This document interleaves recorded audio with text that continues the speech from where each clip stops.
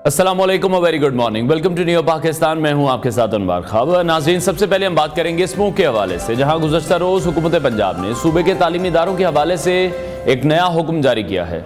फ़ज़ाई आलूदगी में कमी की वजह से लाहौर और मुल्तान के अलावा पंजाब के तमाम अजला में 19 नवंबर यानी कि आज से स्कूल दोबारा खोलने का फैसला किया गया है।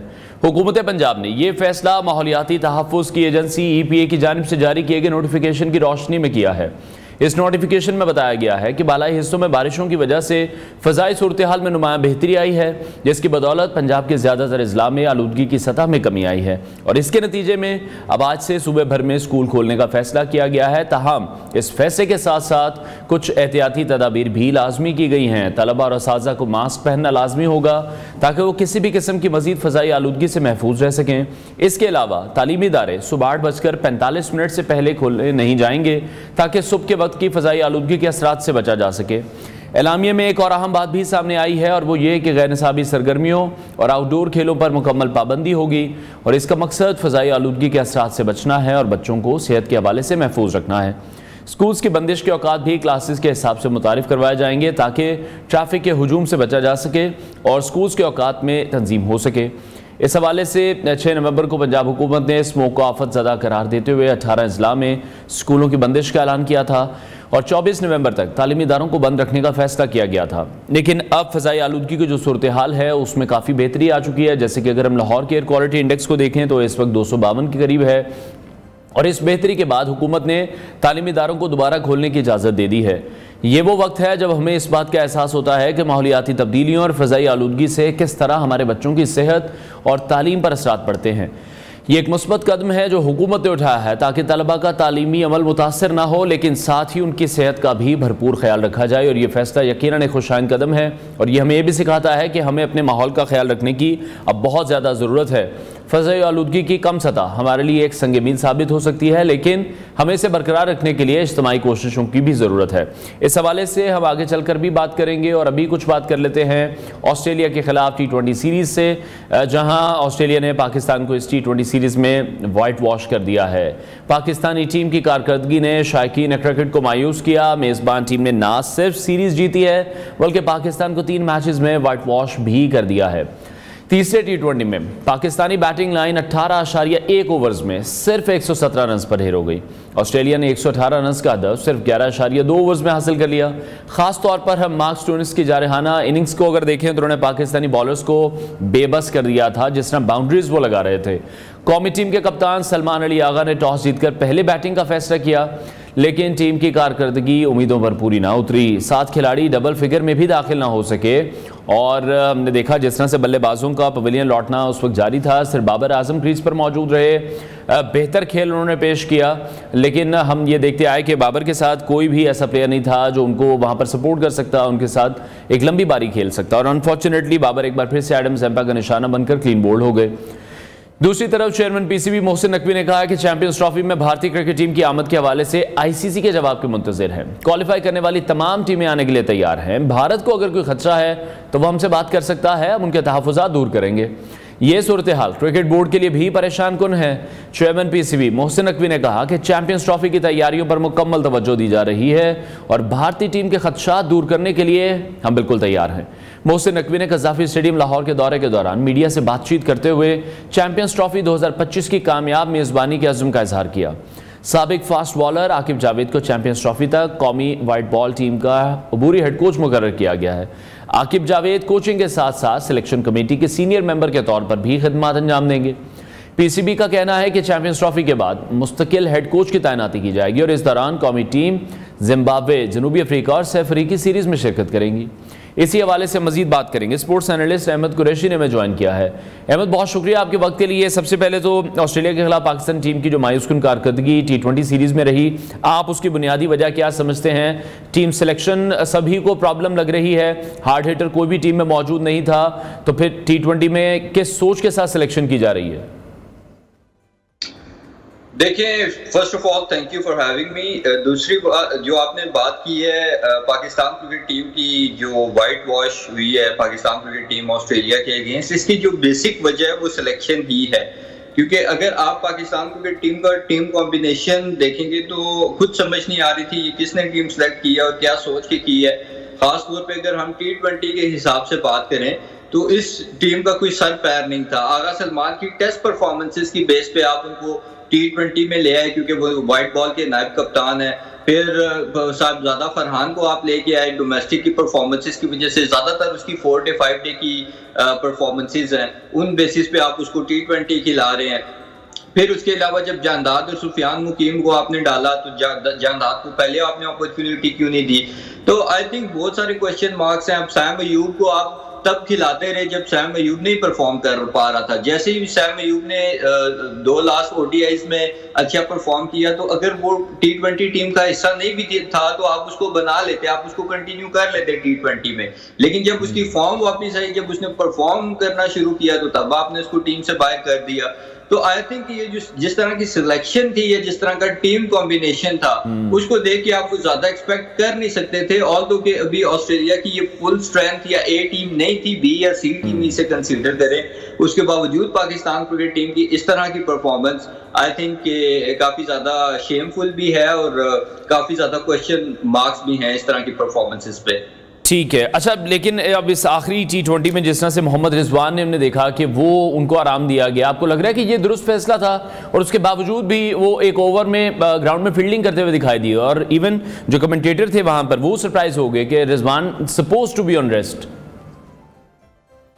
देखें, रिजवान ने बेसिकली रोटेशन पॉलिसी को मद्देनजर रखते हुए रेस्ट किया है और मेरा नहीं ख्याल इसमें कोई ऐसी बात है कि जिस पे उसको क्रिटिसाइज करना चाहिए, क्योंकि जब हम रोटेशन पॉलिसी के ऊपर पाकिस्तान क्रिकेट टीम की मैनेजमेंट या कप्तान इम्प्लीमेंट नहीं कर रहा होता, तो तब हम जब क्रिटिसाइज करते हैं तो वो चीज़ समझ आती है।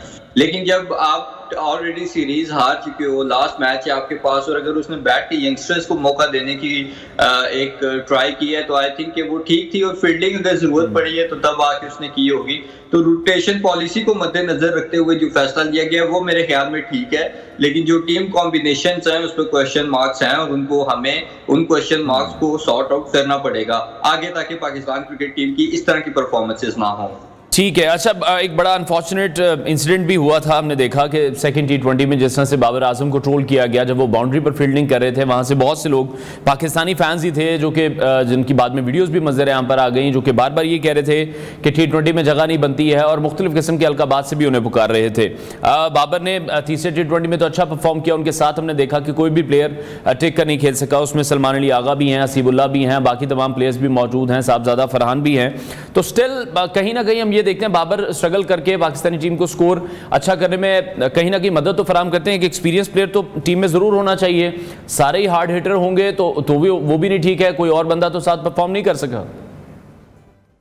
देखिए, बाबर जैसे प्लेयर को आप टीम से बाहर कर भी नहीं सकते ज्यादा टाइम के लिए, क्योंकि आपके पास एक ही ऐसा प्लेयर है कि जो कंसिस्टेंटली परफॉर्म करता रहा है रिसेंट पास में। बाबर आजम को भी अगर आप टीम से निकाल देंगे तो कल उसके भी अगर आप 40 रन माइनस कर लें तो फिर आपकी बाकी टीम ने कलेक्टिवली क्या किया है वो भी आपके सामने है। आई थिंक बाबर आजम की स्किल्स या बाबर आजम के टैलेंट पे तो किसी को कोई शक नहीं है। मेरे ख्याल में बाबर आजम साइकोलॉजिकल डाउनफॉल का शिकार है, क्योंकि रिसेंट पास्ट में उसकी कुछ परफॉर्मेंसेस अप डाउन भी हुई। खासतौर पे अगर हम सेंचुरीज को लेके देखें तो उसने उस तरह से सेंचुरीज नहीं की जिस तरह से आज से वो 2-3 साल पहले करता था।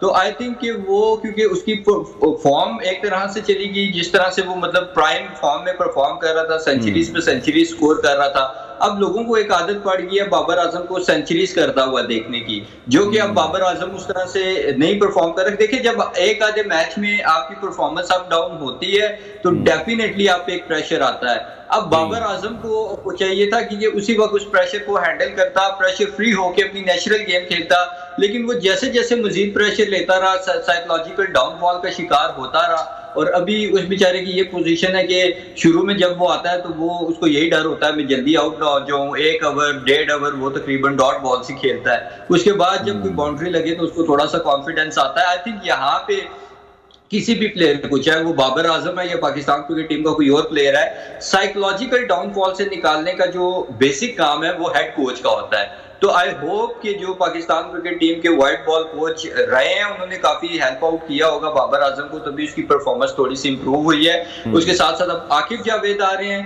तो वो बाबर आजम को किस तरह से साइकोलॉजिकल डाउनफॉल से निकालने की कोशिश करते हैं, बाबर आजम को के माइंड में ये डालने की कोशिश करते हैं कि आप बिल्कुल रिलैक्स होके प्रेशर फ्री क्रिकेट खेलो, अपनी नेचुरल गेम खेलो।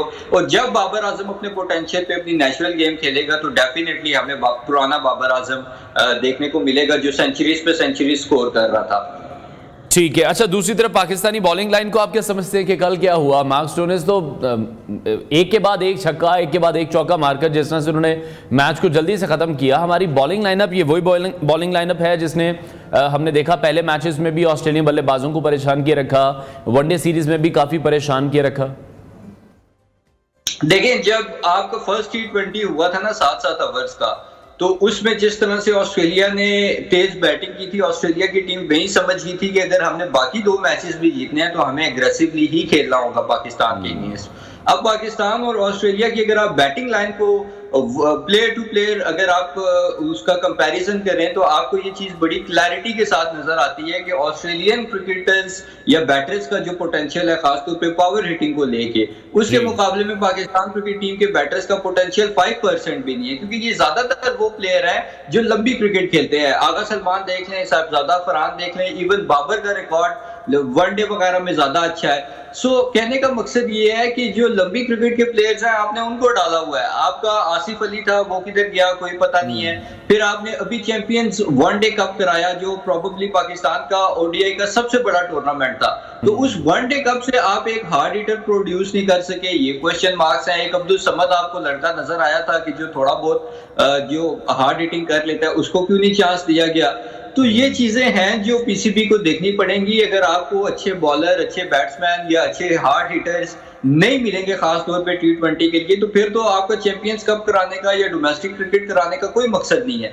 तो आई होप कि पाकिस्तान क्रिकेट टीम की जो मैनेजमेंट है इन चीजों के ऊपर फोकस कर रही होगी, इन चीजों को देख रही होगी। लेकिन T20 के डायनामिक्स वनडे और टेस्ट क्रिकेट थोड़े डिफरेंट है। टेस्ट क्रिकेट में आप 5 दिन होते हैं, आप कभी भी कम बैक कर सकते हैं। वनडे में आपके पास 50 ओवर होते हैं, कम बैक का मार्जिन ज्यादा होता है। लेकिन T20 में इतना मार्जिन नहीं होता, एक ओवर भी बुरा गया तो गेम आपके हाथ से चली जाती है। ठीक है। अच्छा, दूसरी तरफ अभी जिस तरह से साबिक फास्ट बॉलर आकिब जावेद, उनको चैंपियंस ट्रॉफी तक कौमी वाइट बॉल टीम का अबूरी हेड कोच मुकर्रर किया गया है, ये इस तकर्री को आप किस तरह से देख रहे हैं? आई थिंक एक अच्छा डिसीजन है। अच्छा डिसीजन इस वजह से कि जो बाहर के कोचेज होते हैं उनका ऐसा कोई इंटरेस्ट नहीं होता पाकिस्तान की क्रिकेट में। उनके लिए वो एक जॉब होती है जो वो कर रहे होते हैं, और वो उनकी जो इन्वॉल्वमेंट होती है वो सोई होती है।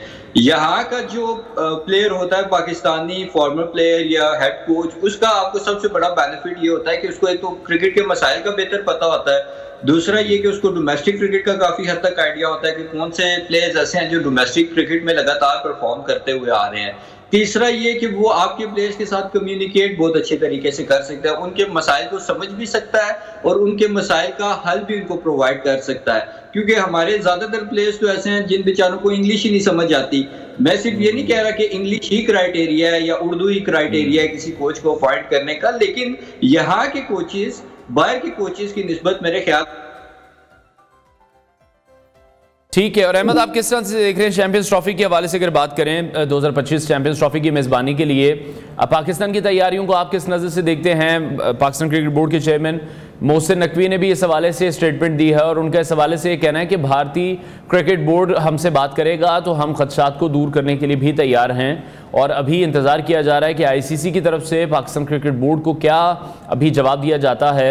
और अभी इंतज़ार ही है इस मामले में, क्योंकि हम देख रहे हैं कि पाकिस्तान की तरफ से तो तैयारियां जारी हैं, स्टेडियम जो हैं उनको बड़े ज़बरदस्त तरीके से रेनोवेट भी किया जा रहा है। नो डाउट कि वो थोड़ा सा ताख़ीर का शिकार भी हो चुका है ये मामला। नवंबर में हमें इन तमाम तर मराहल को मुकम्मल कर लेना चाहिए था ताकि किसी भी टीम के पास कोई जवाब ऐसा मौजूद ना हो कि चैंपियंस ट्रॉफी पाकिस्तान में ना हो सके। जहाँ तक सिक्योरिटी की बात है, पूरी दुनिया की टीमें पाकिस्तान में आकर खेल चुकी हैं, अभी भी खेल रही हैं और सिक्योरिटी के कोई ऐसे मसाइल यहाँ पर मौजूद नहीं हैं। लेकिन हिंदुस्तान की तरफ से बार बार जो खेल पर सियासत की जा रही है, अब उसका जवाब पाकिस्तान क्रिकेट बोर्ड की तरफ से, पाकिस्तानी हुकूमत की तरफ से दे दिया गया है। अहमद कुरैशी से इस हवाले से हम दोबारा से रब्ता कायम करने की कोशिश कर रहे हैं। चैंपियंस ट्रॉफी 2025 की मेज़बानी के लिए जो पाकिस्तान की तैयारियां हैं वो जारी हैं। पाकिस्तान क्रिकेट बोर्ड के चेयरमैन मोहसिन नकवी ने भी मीडिया से गुफ्तगू की थी और उनका ये कहना था कि भारतीय क्रिकेट बोर्ड के जो खदशात हैं उनको दूर करने के लिए हम तैयार हैं, लेकिन हमसे अगर बात करेंगे तो ही हम खदशात को दूर कर सकेंगे या इस हवाले से कोई प्लान तैयार किया जा सकेगा कि भारतीय क्रिकेट टीम को किस तरह से पाकिस्तान में फैसिलिटेट किया जा सकता है।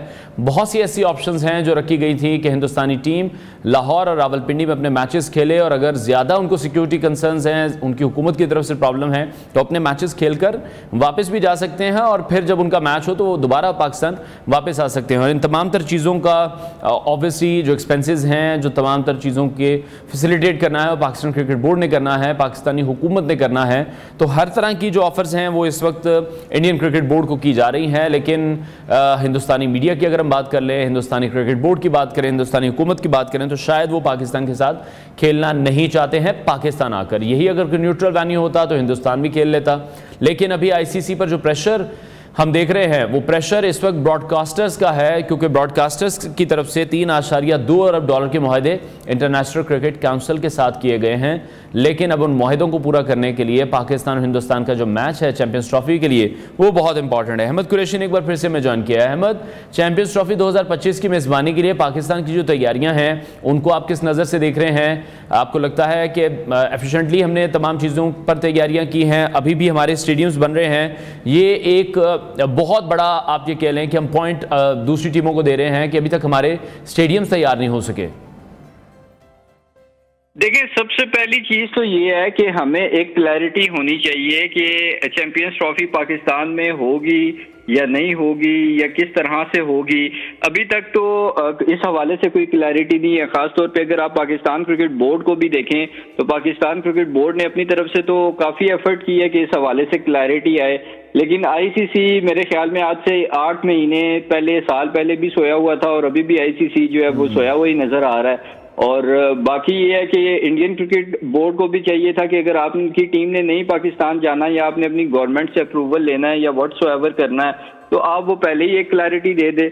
अब मतलब पहले तो आप लोग सोए रहे हैं और अब आपको याद आया कि हमने अपनी टीम को पाकिस्तान नहीं भेजना, जो भी आप लेम एक्सक्यूजेस की वजह से कह रहे हैं। और जो आपके लेम एक्सक्यूजेज हैं वो लेम एक्सक्यूजेज ही हैं, क्योंकि जो बात आप कर रहे हैं कि पाकिस्तान में सिक्योरिटी के मसले मसाइल हैं वो तो खैर नहीं नजर आते। बहरहाल आई थिंक पीसीबी को चाहिए कि एज सुन एज पॉसिबल इस हवाले से क्लैरिटी ले और आईसीसी को बार बार कहे, जितना ज्यादा पुश करेगा उतनी जल्दी क्लैरिटी आएगी, ताकि फिर हमें पता चले कि चैंपियंस ट्रॉफी वाकई पाकिस्तान में होनी है। तैयारियां आपकी हो जाएंगी, अभी आपके पास 2-3 महीने का टाइम है, ठीक है, लेकिन क्लैरिटी आना बहुत जरूरी है कि चैंपियंस ट्रॉफी का फ्यूचर क्या है, खासतौर पे पाकिस्तान में।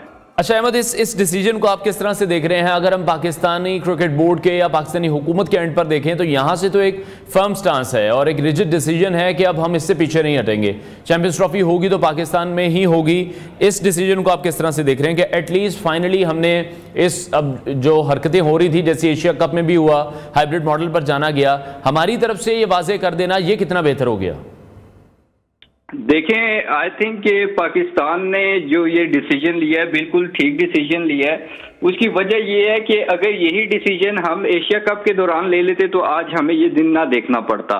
उस वक्त हमने हाइब्रिड मॉडल पे एशिया कप करा के अपने पाँव पे खुद कुल्हाड़ी मारी और उसकी वजह से आज हमें ये दिन देखना पड़ रहा है। और ये जो एक क्लियर और फर्म स्टैंड है, ये आपने कभी ना कभी लेना ही था कि आईसीसी का टूर्नामेंट अगर पाकिस्तान को मिला हुआ है तो वो पाकिस्तान में ही होगा, अगर नहीं होगा तो पाकिस्तान उससे पुल आउट करेगा, बल्कि उसके साथ साथ इंडिया से किसी भी लेवल पे किसी भी तरह की क्रिकेट नहीं खेलेगा।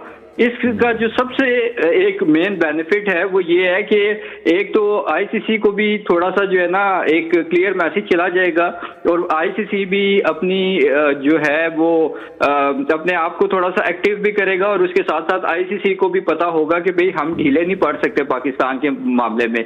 देखिए, दूसरी चीज ये है कि अगर अब भी आप ये स्टैंड ना लेते, अभी भी आप अपने सख्त मौकिफ पे कायम ना रहते तो फिर अनफॉर्चुनेटली आप भूल जाएं कि आपको आईसीसी का कोई टूर्नामेंट यहाँ पे मिलता है या किसी भी किस्म का, even Asia cup. Hindustan obviously ये फिर होने नहीं देगा किसी भी सूरत में, क्योंकि उनकी तो एक ख्वाहिश है कि पाकिस्तान में कोई बिजनेस नहीं होना चाहिए, पाकिस्तान की क्रिकेट जो है वो डेवलप नहीं होनी चाहिए। अच्छा, दूसरी तरफ अभी पाकिस्तान क्रिकेट बोर्ड के चेयरमैन भी यही कह रहे हैं कि हिंदुस्तान तो बात भी नहीं कर रहा, बात करेंगे, हमें बताएंगे, कोई खदशात करेंगे तो फिर उनको दूर किया जाएगा।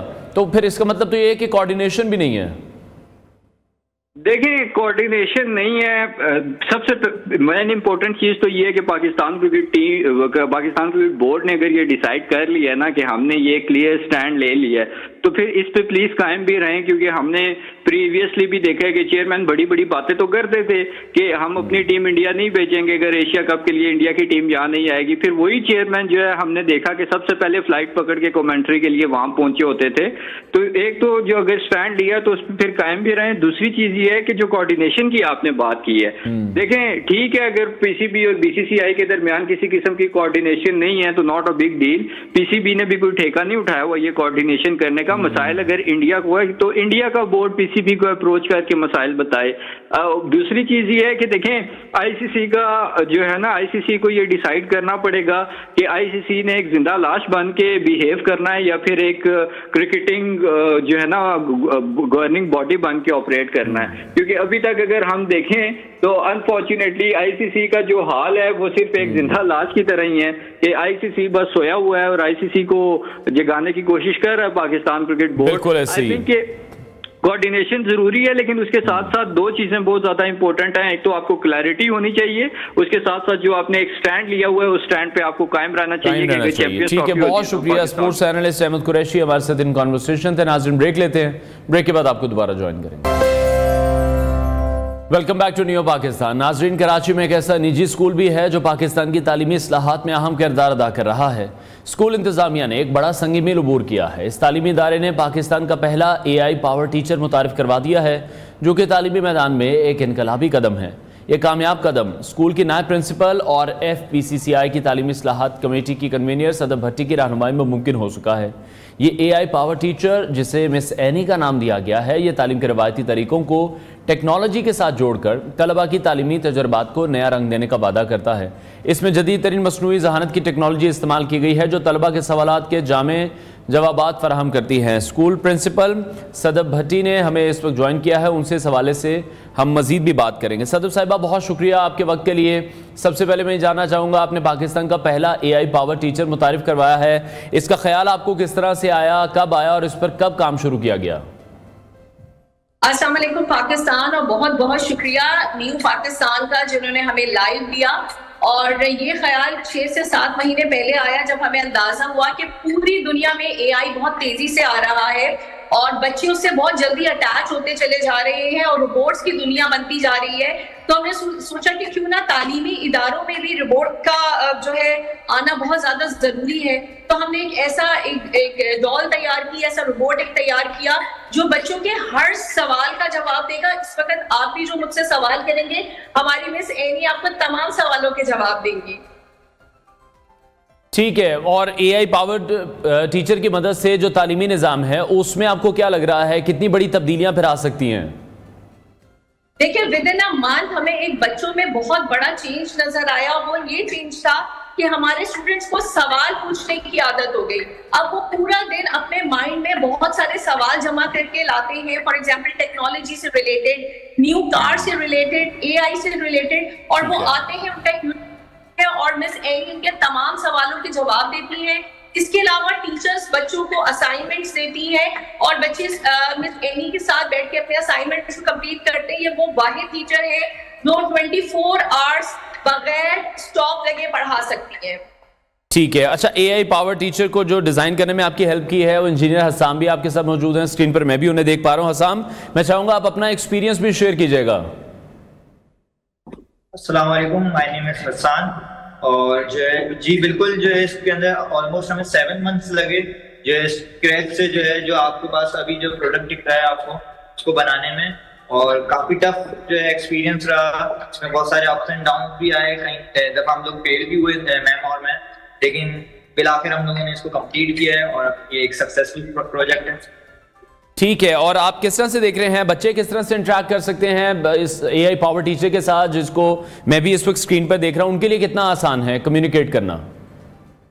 कम्युनिकेट करना बहुत ज्यादा आसान है। उसकी वजह यही है कि ये इजी गो है, ठीक है, आप इजीली जो इससे सवाल कर सकते हैं, ये आपको जवाब देगी। कॉम्प्लेक्स जो है सवाल टेक्स्ट जवाब देगी, इजी सवाल करेंगे तो इजी, चुके ये जो है इंसान के जो है आप कह सकते हैं एक तरीके से जो है नेचर को समझती है, कि नेचर ऑफ क्वेश्चन को समझती है कि किस नेचर का क्वेश्चन किया गया है। अगर आप इसके साथ ग्रेड मेंशन कर रहे हैं, फॉर एग्जांपल मैंने कोई सवाल किया सेल्फ थ्योरी के ऊपर और मैं चाहता हूँ ग्रेड 6 के स्टूडेंट के हिसाब से हो, तो मैं इसको कमांड दे सकता हूँ कि आप सेल्फ थ्योरी ग्रेड 6 के स्टूडेंट के हिसाब से बताएं। अब इसी तरीके से 9 के स्टूडेंट के लिहाज से तो मैं मेंशन कर सकता हूँ 9 के हिसाब से जो है वो आप कंटेंट दें तो वो आंसर उसी हिसाब से स्टैंडर्ड के हिसाब से दें। ठीक है, अच्छा मैं एनी से ही बात करना चाहूंगा। Annie, welcome to NEO Pakistan. I want to know if you know anything about what is NEO Pakistan. Okay, Annie can you tell us about NEO Pakistan? Sure. NEO Pakistan focuses on bringing positive stories, current events, and discussions that resonate with the people. It highlights the nation's progress, culture, and the voices of its citizens. What specific aspects of NEO Pakistan are you most excited to share? You can say Assalamu alaikum to everyone also. You are live right now.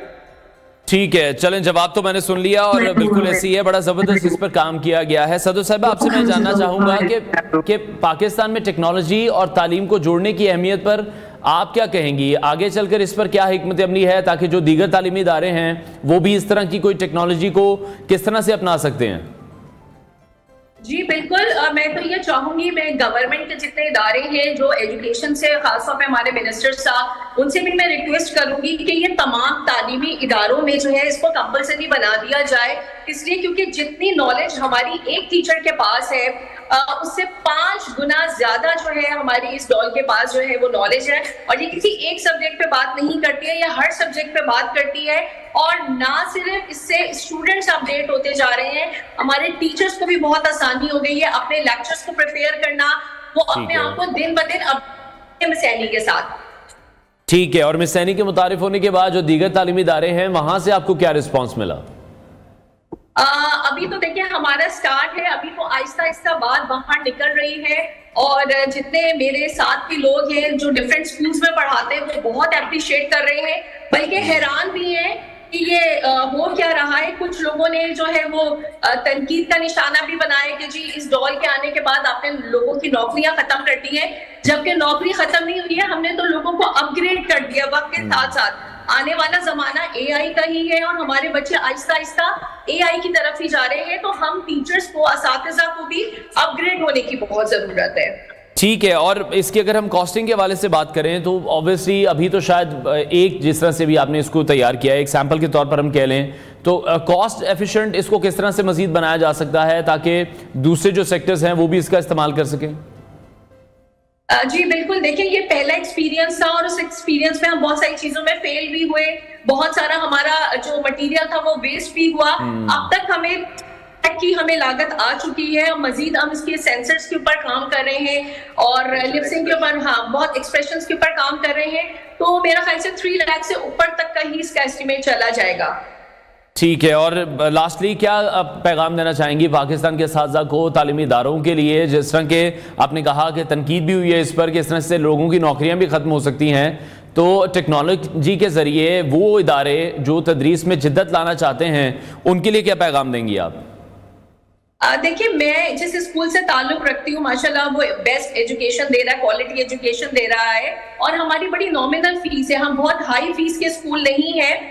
तो मैं ये समझती हूँ कि जो हमसे ज्यादा बड़े स्कूल्स हैं या फिर बड़े बड़े कंप्यूटर इंजीनियर्स बैठे हुए आजकल लोग जो है रोबोटिक्स के ऊपर काम कर रहे हैं, तो बजाय तनकीद करने के अगर हर कोई इस रोबोट के ऊपर काम करे, अपने स्कूल में लेकर आए, मैं आपको मैं 100% बता रही हूँ कि इसके जो रिजल्ट्स हैं वो इतने शानदार हैं, इतने पॉजिटिव हैं और हमारे बच्चे इतना सीख रहे हैं। मेरा जहां तक ख्याल है हर स्कूल में एआई टीचर होनी चाहिए। सर हसन क्या कहते हैं? बिल्कुल होनी चाहिए। और इसमें मैं मैम एड ऑन ये भी करूंगा कि हमारे जो ऑनर हैं सर आसिफ खान और जो साथ में हमारी प्रिंसिपल हैं नसीम सिद्दीकी, उन्होंने भी हमारे जो इस प्रोजेक्ट को अप्रूव किया, उसके लिए हम बहुत गुजार हैं उनका। ठीक है, बहुत शुक्रिया स्कूल प्रिंसिपल सदर भट्टी हमारे साथ इन कॉन्वर्सेशन थी। और नाज़रीन, ये एक बड़ी अचीवमेंट है पाकिस्तान के स्कूल के लिए भी, पाकिस्तानी तालीमी इदारों के लिए भी, क्योंकि टेक्नोलॉजी हर तालिब इल्म की सलाहियत और उनकी सीखने की रफ्तार के मुताबिक मालूमात फराम करी और इससे जो तलबा हैं वो अपनी ज़ाती ज़रूरियात के मुताबिक सीखने के अमल में मज़ीद पेशरफ्त भी कर सकते हैं और पाकिस्तानी एजुकेशन सेक्टर में एक अच्छा इनकलाब भी साबित हो सकता है। ब्रेक लेते हैं नाज़रीन, ब्रेक के बाद आपको दोबारा ज्वाइन करेंगे। Welcome back to new Pakistan. Sindh हुकूमत ने दुनिया के सबसे बड़े रिहायशी मंसूबे सिंध पीपल्स हाउसिंग फाउंडेशन के तहत तारीखी कामयाबी हासिल कर ली है। इस मंसूबे के तहत अब तक 3 लाख से ज्यादा घरों की तामीर मुकम्मल की जा चुकी है, जबकि 8,10,000 घर तकमील के मुख्तलिफ मराहिल में हैं। यह मंसूबा 2022 के तबाहकुन सैलाब के नतीजे में बेघर होने वाले 21 लाख से ज्यादा खानदानों के लिए सहारा बन रहा है। सिंध हुकूमत ने न सिर्फ बेघर अफराद को रिहायशी सहूलियात फराहम करने का बीड़ा उठाया है, बल्कि ये घर माहौलियाती तब्दीलियों के असरात को मद्देनजर रखते हुए तामीर किए जा रहे हैं। इन घरों की तामीर को अगर हम देखें तो यहाँ पर जदीद टेक्निक और माहौल दोस्त मवाद इस्तेमाल किया जा रहा है। मंसूबे को अक़वाम मुत्तहिदा के माहौलियाती तब्दीली से मुतल्लिक अहदाफ के मुताबिक डिज़ाइन किया गया है। घरों को इस तरह से बनाया गया है कि वो मौसमियाती तब्दीलियों, खुसूसन शदीद बारिशों और सैलाब जैसी कुदरती आफात का मुकाबला कर सकें। वज़ीर आला सिंध सैयद मुराद अली शाह बाकू में मुनक्किद होने वाली COP29 कॉन्फ्रेंस में शिरकत करेंगे। ये कॉन्फ्रेंस अक़वाम मुत्तहिदा की मेज़बानी में माहौलियाती तब्दीली से मुतल्लिक दुनिया का अहम तरीन फ़ोरम है, जहाँ वज़ीर आला SPF और माहौलियाती तब्दीली के चैलेंजेस से निपटने के लिए किए गए इक़दामात पर रोशनी डालेंगे। इस कॉन्फ्रेंस में सिंध हुकूमत के इक़दामात आलमी सतह पर तवज्जो हासिल करने के साथ साथ दीगर ममालिक के लिए एक मिसाल भी बन सकते हैं। इस मंसूबे के हवाले से मजीद जानने के लिए हमारे साथ मौजूद हैं तर्जुमान सिंध हुकूमत मोहम्मद अली राशिद ने हमें ज्वाइन किया है। अली साहब, बहुत शुक्रिया आपके वक्त के लिए। सिंध पीपल्स हाउसिंग फाउंडेशन के ज़रिए अब तक कितने ख़ानदानों को रिहाइश फराहम की जा चुकी है और इस मंसूबे की तकमील के बाद कितने अफराद मुस्तफ़ीद होंगे? बिस्मिल्लाहिर्रहमानिर्रहीम। देखें, अभी तक 2 से 2.5 लाख घर हम बना के लोगों को हैंड ओवर कर चुके हैं और ख़ुसूसन हमने इनकी जो मलकियत है वो जो उनकी ख़वातीन हैं, औरतें हैं, उनके नाम पे रखी है। और साथ साथ क्लाइमेट रेजिलिएंट होम्स हैं ये, इसलिए हमने फ्यूचरिस्टिक थोड़ी चीज़ें देखते हुए और सोचते हुए चीज़ों को आगे अगर खुदा न खास्ता कोई आफत आती है तो उससे कैसे डील किया जाएगा, एक तो उसको क्लाइमेट रेजिलिएंट बनाया और ग्रीन जिसको हम कहते हैं एनवायरमेंटल फ्रेंडली मटेरियल यूज़ हुआ है। फॉर एग्जांपल जो ब्रिक्स हैं, जो टाइल्स हैं, जो उनको बनाने में यूज़ हो रही हैं वो रिसाइकल्ड प्लास्टिक की बनी हुई हैं और बाकी ऐसे वेस्ट जो रिसाइकिल होते हैं वरना वेस्ट हो जाते हैं। साथ साथ उन घरों में हमने सोलर पैनल भी दिए हैं जो 3 लाइट बल्ब और खुदा आपका भला करे फैन भी चलाएंगे। तो ठीक है, आवाम को सिर्फ ये घर ही नहीं मिल रहा जो फ्लड इफेक्टीज हैं, मगर एक सोल्यूशन भी मिल रही है। ना बिजली का उनको मसला होगा और खुदा न खास्ता आगे कोई आफत आती है तो उसका वो सामना सही तरह कर सकेंगे। ये हमने अनाउंसमेंट की थी 2021-22 में जब ये फ्लड इफेक्टीज हुआ था, तो उस वक्त काफ़ी हमारे जो मुखालिफ हैं उन्होंने तनकीद की थी कि ये सियासी बयान है, 2 मिलियन घर का टारगेट हमने सेट किया था। कि ऐसा मुमकिन नहीं है, इसलिए कि माजी में भी कुछ पार्टीज ऐसी आई थी जिन्होंने कहा था कि हम उनका मंशूर था कि 5 लाख अब, मगर ये इलेक्शन गुजर गए और इलेक्शन के बाद हमने अपना वादा पूरा किया। तो ये ठीक है, इस हवाले से काइंडली ये भी बताइएगा आप कि कौन कौन से एरिया सेलेक्ट किए गए थे, कौन कौन से शहर थे या कौन कौन सी ऐसी पट्टियां थी जिनको सेलेक्ट किया गया था? हमने सबसे ज़्यादा देखें IDP जो हैं, जो ये डिस्प्लेस हुए थे लोग जिनके घर बह गए थे, सबसे ज़्यादा जो सिंध में आफत जहाँ जहाँ आई थी, बदीन हो गए, अपना शिकारपुर हो गया, सांगड़ हो गया, लाड़काना के डिस्ट्रिक्ट में एक जगह है वो हो गई। जहाँ जहाँ सबसे ज़्यादा हमने प्रायोरिटी उन जगहों को रखा जहाँ लोगों के घर बह गए, तो घर उनको दिए गए प्रायोरिटी पे और उन लोगों को, तो ये पूरे ऑल अक्रॉस सिंध हो रहा है, मगर प्रायोरिटी जहाँ फ्लड की ज़्यादा असरात थे, जहाँ ज़्यादा इम्पैक्ट आया था, जहाँ ज़्यादा नुकसान हुआ था, प्रायोरिटीज़ हमने उन जगहों को रखी और वापस भी हम उन जगहों में ही दे रहे हैं। जैसे लाड़काना का एक इलाका था, उधर बाकी जगह बदीन हो गया, बाकी जगह हो गए, तो वो उसको हमने टारगेट किया। ठीक है, और इस हवाले से ये भी बताइएगा कि इसकी जो मुकम्मल कंप्लीशन है, जो कहा जा रहा है कि तकरीबन 8,10,000 घर तामीर किए जाएंगे, एक ये बताइएगा कि ये कब तक हो सकेगा और बहुत बड़ा मंसूबा है, इस मंसूबे की अगर फंडिंग के हवाले से बात करें उसकी शफाफियत को किस तरह से यकीनी बनाया जा रहा है? देखिए सब चीज़ें ट्रांसपेरेंट हैं, वो ऑडिट के ज़रिए ट्रांसपेरेंट हैं, वो ट्रांसपेरेंसी तो है ही, मगर उसके साथ साथ मैं आपको बताता चलूँ कि 8 लाख घर मजीद 2 लाख कंप्लीट हो चुके हैं, 8 लाख मजीद प्रोसेस में है और टोटल 20 लाख है। तो टारगेट हमारा 2 मिलियन है, 8 लाख प्रोसेस में है, 2 लाख कंप्लीट हो चुके हैं। तो ये मैंने कहा आपको क्लियर कर दूं, और सब चीज़ें ट्रांसपेरेंट हैं। हम फैमिलीज़ को बुला के प्रोग्राम रख के अवामी जो एक होता है मजमा जमा करके उसको हम हैंड ओवर भी कर रहे हैं लोगों को, और सहाफ़ी जो है विजिट भी कर रहे हैं जगहों को। बहुत अच्छा रिस्पॉन्स है, लोग अप्रिशिएट भी कर रहे हैं। बिल्कुल ठीक है। और अली साहब दूसरी तरफ जब हम ये देखते हैं क्लाइमेट चेंज के हवाले से जब हम बात करते हैं तो क्लाइमेट चेंज की वजह से सबसे ज़्यादा मुतासिर पाकिस्तान ही हुआ है। 2022 के सैलाब में भी हमने देखा कि कितने ही लाखों की तादाद में लोग हैं, मिलियंस की तादाद में लोग हैं जो कि फिर मुतासिर हुए हैं। मौसमियाती तब्दीलियों के अब ये जो असरात हैं, अब तो यही कहा जा रहा है कि एक लंबे अरसे तक पाकिस्तान को फेस करने पड़ेंगे। मुख्तलिफ फोरम्स पर पाकिस्तान अपना मुकदमा भी लड़ रहा है। बिलावल भुट्टो जरदारी हमने देखा इस हवाले से बड़े एक्टिव हमें दिखाई दिए। इससे निमटने के लिए सिंध हुकूमत के जो तवील मुद्दती मंसूबे हैं वो मैं ज़रूर चाहूँगा आप हमारे साथ शेयर कीजिएगा। देखिए शुरुआत मैं यहाँ से करूँगा कि जब ये इशू आया अवेयरनेस ही नहीं थी, हमें पता ही नहीं था एज पाकिस्तान कि हम टॉप 10 कंट्रीज़ में से हैं जो क्लाइमेट क्राइसिस से अफेक्टेड है, और साथ साथ जब कंट्रीब्यूशन आती है तो हम उस फेरिस्त की 100 की लिस्ट में भी नहीं है जो कंट्रीब्यूट करता है जिसकी वजह से ग्लोबली ये आफतें आती हैं। उसमें इंडस्ट्रियल जो मुल्क होते हैं ज़्यादातर वो ज़्यादा होते हैं, हम उस लिस्ट में नहीं हैं, मगर अफेक्टेड में हम टॉप ऑफ द लिस्ट हैं।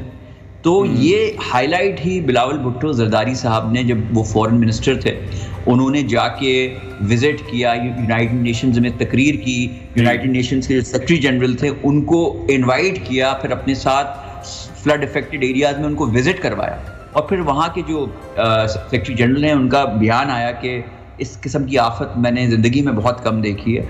उस वक्त डिसाइड हुआ कि जी पाकिस्तान जो है टॉप 10 क्लाइमेट अफेक्टेड मुल्कों में से है, और वो जो उस वक्त एक्शन बिलावल भुट्टो जरदारी साहब ने लिया, अब जाके उस पर काम हो रहा है, इन द सेंस कि $2 बिलियन क्लाइमेट के एक फंड में जो क्राइसिस के अलग से हैं वो रखे गए हैं, जिसमें IMF अब हमारे करंट फॉरेन मिनिस्टर हैं, जो करंट फाइनेंस मिनिस्टर हैं, वो जाके उस पर बात कर रहे हैं कि आपने वो प्लेज किया था $2 बिलियन का, वो हमें दें। ये सारी काविशें और मेहनत बिलावल भुट्टो जरदारी साहब की थी जो आज रंग ला रही है। ठीक है। और 2022 के सैलाब से बेघर होने वाले जो खानदान थे उनकी बहाली के लिए अगर कोई दीगर इकदाम किए जा रहे हैं वो भी हमारे साथ शेयर कीजिएगा।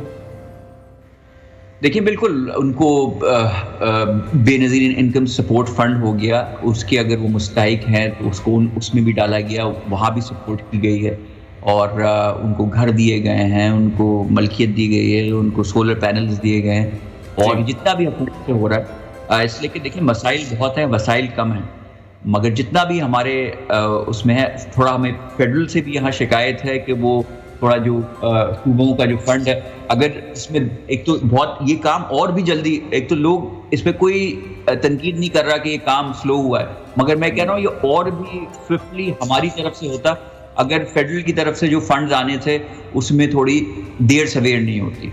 मगर हम कोशिश हैं और कर रहे हैं काम, और इंशाल्लाह अल्लाह बेहतर करेगा। लेकिन फेडरल में जो लोग बैठे हैं आपकी वजह से उनकी हुकूमत कायम है, और हमने देखा है कि पाकिस्तान पीपल्स पार्टी को अगर कोई बात मनवानी होती है तो वो मनवा कर रहते हैं। हाँ, तो वो मनवा रहे हैं ना, हम वहाँ देर, वही मैंने कहा रुके नहीं, देर हुई, मगर अगर कोई ये कहे कि मैं आपसे भी ये कह रहा हूँ कि अगर वहाँ से थोड़ा डिले नहीं होता तो ये शायद जो प्रोजेक्ट्स हैं ऑलरेडी अभी तक कंप्लीट भी हो गए होते, मगर ठीक है, हो जाता है, वहाँ से थोड़ा डिले हुआ, मगर हमने मनवा ली बात जैसे आपने कहा, और वो काम रुका नहीं, एक्सपेडाइट ही हो रहा है अल्हम्दुलिल्लाह।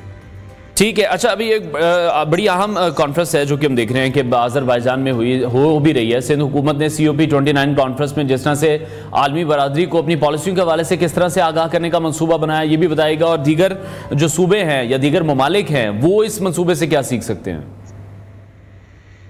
देखें, क्लाइमेट चेंज और क्लाइमेट क्राइसिस के ये हम अफेक्टेड हैं, इसको मैप पे डालने ही वाला कि पता चले कि हम टॉप 10 कंट्रीज़ में से हैं जो अफेक्टेड हैं, वो बिलावल भुट्टो जरदारी साहब थे जब वो फॉरेन मिनिस्टर थे, और शेरी रहमान साहिबा थी जो क्लाइमेट चेंज की मिनिस्टर उस वक्त थी।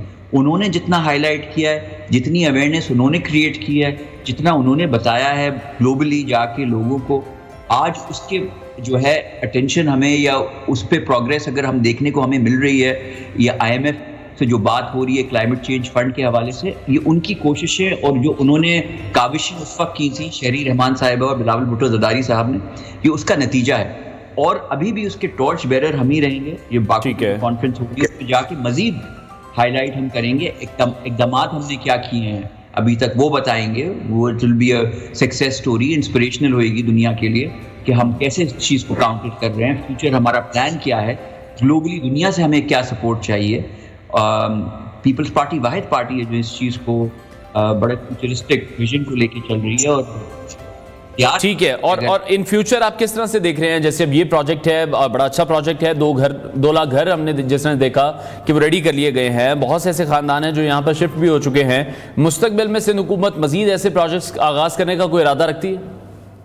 मैं आपको बताता हूँ, climate change is a reality. हम कोशिश कर रहे हैं कि रिसाइकिल प्रोडक्ट्स पे जाएं, हमारा जो कार्बन एमिशन है वो कम किया जाए, अपना फुटप्रिंट कार्बन कम किया जाए। हमारे काफ़ी सरकारी महकमे ऐसे हैं और ऑफिसेज ऐसे हैं, उनको भी हम सोलर पे शिफ्ट कर रहे हैं, ग्रीन एनर्जी ला रहे हैं, इलेक्ट्रिक बसेस ला रहे हैं कि फ्यूल कंजम्पशन, पेट्रोल कंजम्पशन कम हो, और इलेक्ट्रिक व्हीकल्स हो जो ग्रीन एनर्जी के लिए। देखिए हमसे जो हो रहा है, we believe in the power of one.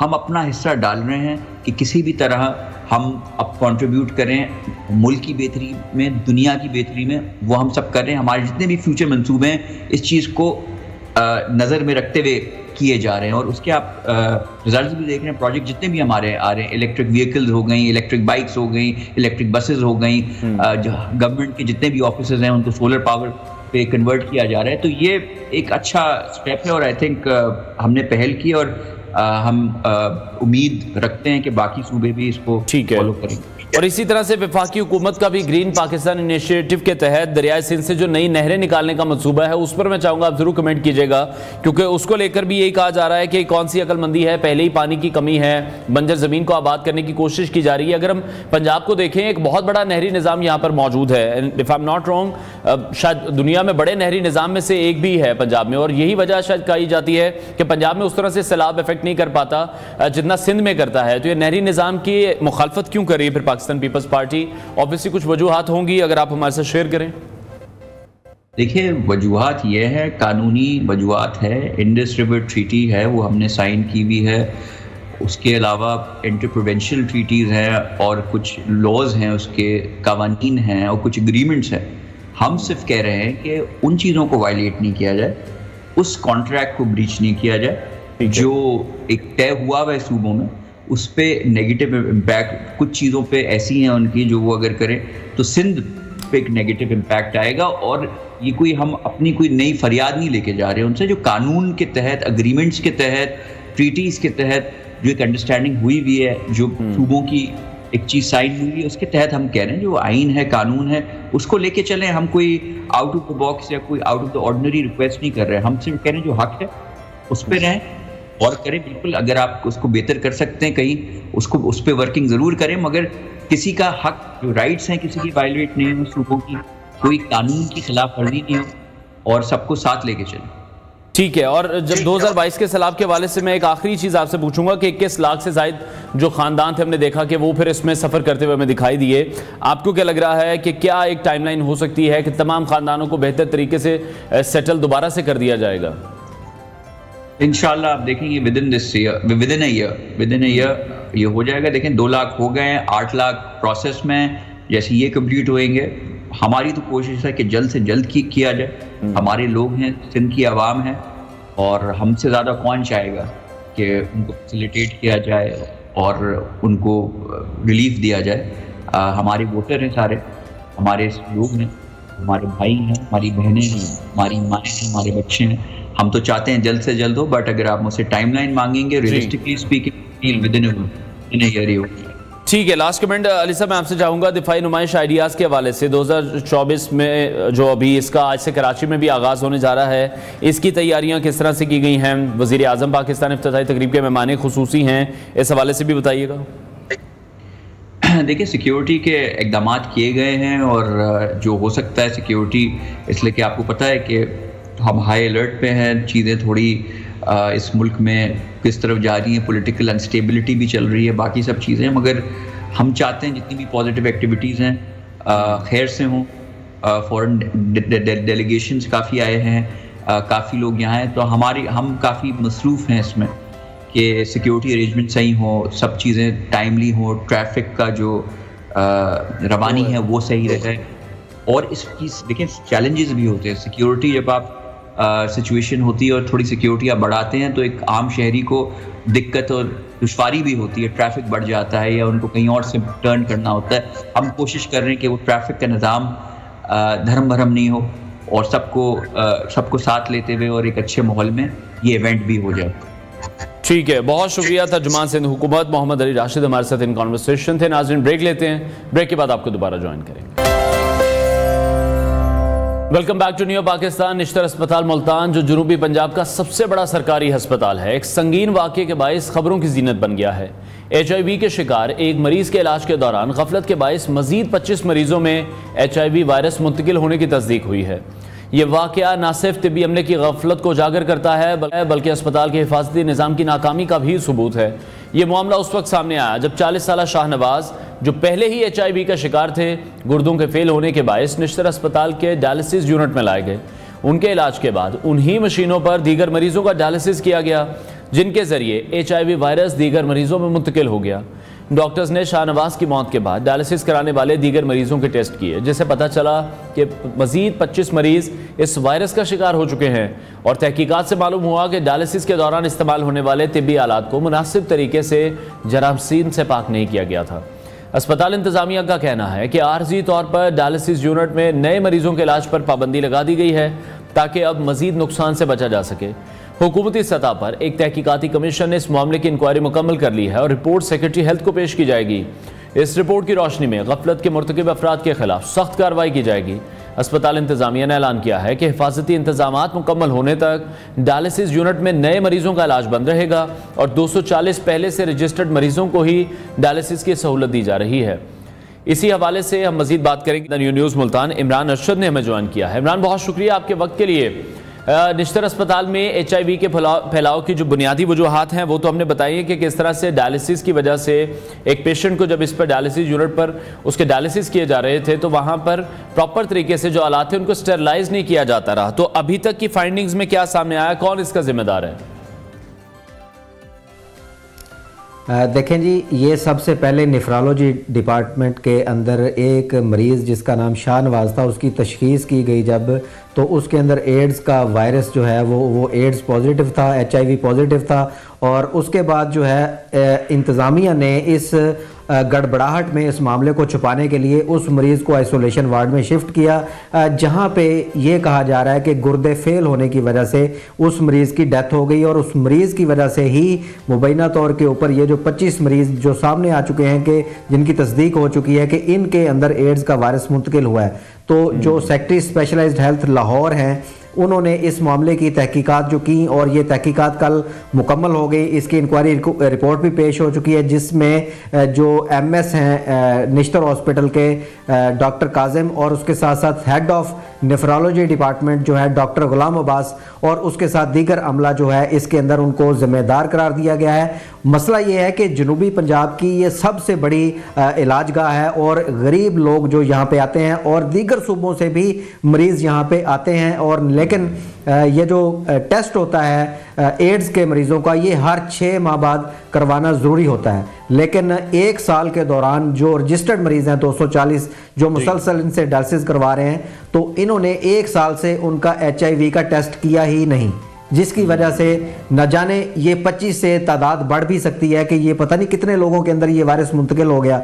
और उसकी वजह सिर्फ यही है कि डॉक्टर्स जो हैं वो हर 6 माह बाद जब टेस्ट करवाएंगे, और उसके बाद सिर्फ यही नहीं कि एक यहाँ पे गफलत हुई है, कुछ मरीज़ भी ऐसे आते हैं ऑफ द रिकॉर्ड जब हमारी बात हुई कि एक मरीज़ को पता चल गया कि वो HIV पॉजिटिव है, लेकिन उसने जाके जहाँ पे निश्तर हॉस्पिटल के अंदर अपना ब्लड टेस्ट करवाया तो वहाँ पे अटेंडेंट का करवा दिया और जाके अपना डायलिसिस जो है डायलिसिस यूनिट से करवा लिया। तो ये भी एक वजह बनी। लेकिन ये सबसे बड़ी नेग्लिजेंसी इस हॉस्पिटल की है कि इतने सेंसिटिव मामले को उन्होंने, जिसके अंदर जो है वो दीगर मरीज भी शामिल थे कि दीगर मरीजों का भी डायलिसिस उसी मशीनों के ऊपर होना था, और इतनी बड़ी नेग्लिजेंसी सामने आ गई कि 1 साल से मरीजों के ब्लड टेस्ट ही नहीं करवाए गए। 1 साल के दौरान जो है वो कोई भी मरीज, वो उसके ताल्लुकात मुआशरे के अंदर कई सारे लोगों के साथ हो सकते हैं। हो सकता है वो कहीं पे तकलीफ ज्यादा होने की वजह से किसी प्राइवेट जगह पे उसने डायलिसिस भी करवाया हो, लेकिन इसके बावजूद ये जो अमले की गफलत है, अब देखना होगा कि आगे कितने मरीज। और दूसरी एक और नेग्लिजेंसी कि 240 रजिस्टर्ड मरीज होते हैं निश्तर हॉस्पिटल के अंदर जिनके गुर्दों का डायलिसिस वहां पे होता है, और वो जो 240 मरीज हैं, मैं कल जब निश्तर हॉस्पिटल गया तो उनका डायलिसिस वहाँ पे हो रहा था, लेकिन अमले ने ये तौफीक नहीं की कि कम से कम ये जो 240 रजिस्टर्ड मरीज हैं इनका ही दोबारा एड्स का टेस्ट करवाया जाए, और इनके जो आप ये कह रहे हैं कि अभी भी अस्पताल इंतजामिया की जानिब से हिफाजती इंतजाम जो है वो अभी भी बेहतर नहीं किए गए। देखें, वो कह रहे हैं कि जी 240 लोग, और ये जो 240 लोग जिनका डायलिसिस अभी वहां पे हो रहा है तो वो भी तो रजिस्टर्ड मरीज हैं, उनका भी तो 1-1 साल से ब्लड टेस्ट नहीं हुआ।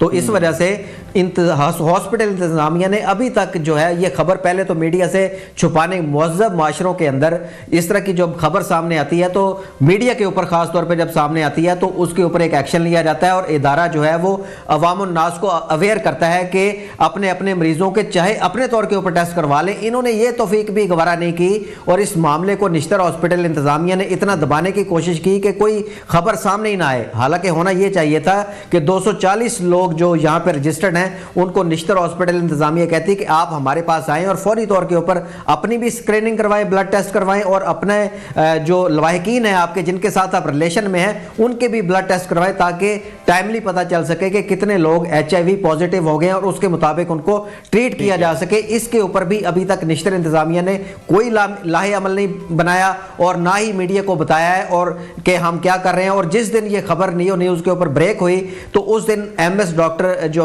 MS है निश्तर हॉस्पिटल के डॉक्टर काजम और जो PRO हैं public relation officer Nishtar hospital, उनको लाइन पे लिया और उन्होंने मेरी बात सुनने के बाद सबसे पहले इस खबर की तरदीद की कि जनाब कोई इस तरह का वाकया है ही नहीं, कोई किसी मरीज के अंदर भी एक मरीज से एड्स दूसरे मरीजों में शिफ्ट नहीं हुआ।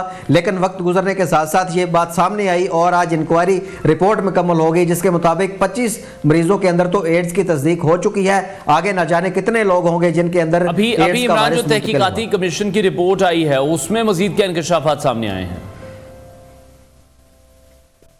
उसमें यही इंकशाफात सामने आए हैं कि चूंकि निश्तर हॉस्पिटल के जो MS हैं वो बार बार इस चीज़ के ऊपर इंसिस्ट कर रहे थे, जोर दे रहे थे कि हम जो अपने ब्लड टेस्ट हैं, हमारे मरीज़ तो स्क्रीनिंग करवाते हैं, हम अपने मरीज़ों का ब्लड टेस्ट हर 6 माह बाद लेते हैं। लेकिन ये रिपोर्ट में बात सामने आई कि इन्होंने 1 साल से डायलिसिस वाले जो मरीज़ हैं रजिस्टर्ड उनका ब्लड टेस्ट ही नहीं किया, जो कि अमले की बहुत बड़ी गफलत है। और उसके साथ साथ जो नेफ्रोलॉजी डिपार्टमेंट है जिसकी ये बेसिकली जिम्मेदारी होती है कि उन्होंने एड्स के मरीज जिसके अंदर एड्स का वायरस की तस्दीक हो जाए या HIV पॉजिटिव हो जाए तो उसको फौरी तौर के ऊपर अलग करना है और उसके बाद जो है वो उसकी ट्रीटमेंट ऐसी मशीन के ऊपर कर रही है जिसके ऊपर दीगर मरीजों के डायलिसिस नहीं होते।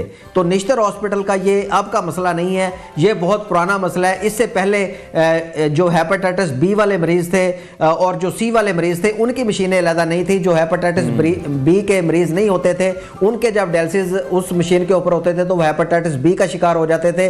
लेकिन अब एड्स जैसी मूजी मर्ज का जो शिकार हो रहे हैं ये इस हॉस्पिटल के ऊपर बहुत बड़ा सवालिया निशान है और लोगों के एक एतमाद को ठेस पहुंची है, क्योंकि यहाँ पे जनूबी पंजाब ये महरूम खिता है, लोगों के पास पैसे नहीं होते, लोग अपनी जेब खर्च के मुताबिक बहुत कम पैसों के अंदर निश्तर हॉस्पिटल को के अंदर जो डॉक्टर्स हैं उनको अपना मसीहा समझते हैं और यहाँ पे आते हैं। लेकिन इस एतमाद के बाद जो है वो लोगों के अंदर एक खौफो हरास की फिजा फैल गई है पूरे पाकिस्तान से। लोग अभी तिब्बी अमले के हवाले से अगर हम बात करें तो तिब्बी अमले के भी किसी फर्द में अभी तक कोई HIV की मुंतकिली की तस्दीक हुई है?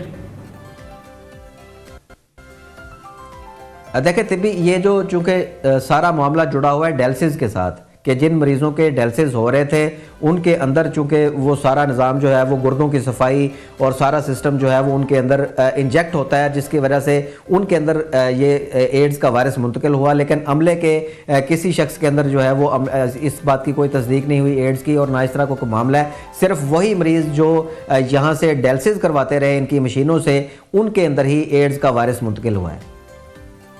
ठीक है, और जो मरीजों के अभी अहले खाना हैं जो मुतासर अफराद के लिए हैं, अभी क्या कोई इमदादी या तिब्बी सहूलतें उन्हें फराहम की जा रही हैं?